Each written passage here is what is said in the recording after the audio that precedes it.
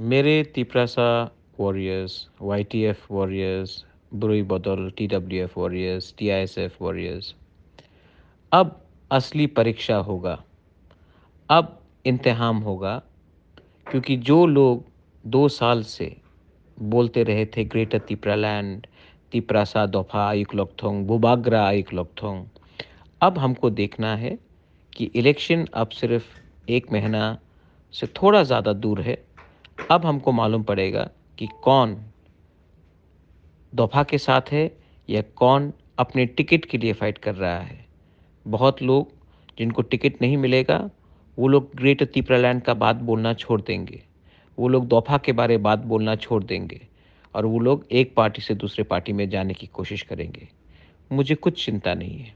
मैं जानता हूँ कि पब्लिक, तिप्रासा जो आम जनता है वो मेरे साथ है, और जब तक हमारा तिप्रासा मेरे साथ है, मुझे इस ऐसे नेता का कुछ चिंता नहीं है। आप रेडी हो जाओ, ये फाइट हमारा लास्ट फाइट है।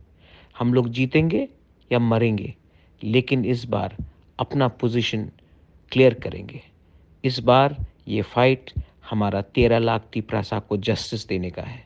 ये फाइट आखिरी तक जाएगा, जहाँ में हमें अपना राइट्स को बचाना है, अपना कॉन्स्टिट्यूशनल अधिकार को वापस लेना है। बहुत दिन तक हम लोगों को बहुत दिन से दबाया गया है। अब हमारा चांस है। फिर से लीडर्स लोग इधर उधर जाने की कोशिश करेंगे, लेकिन आप उन लीडर को पूछना, 2 साल तक आपने ग्रेटर तिप्रालैंड क्यों बोला? 2 साल तक आपने बुबाग्रा आइक लोकथोंग तिप्रासा दोफा आइक लोकथोंग क्यों बोला? और आज क्योंकि टिकट नहीं मिल रहा है आपको, या आपको लगता है कि कहीं और में ज़्यादा पैसा है, तो आप दोफा को छोड़कर कोई और पार्टी में जा रहे हो। ये सवाल आप उनसे पूछना। तिप्रासा इतना बेवकूफ़ नहीं है।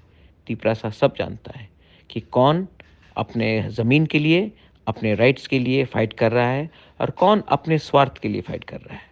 बेलाइनो हमबाई, बोबाग्रा wishes you all the best.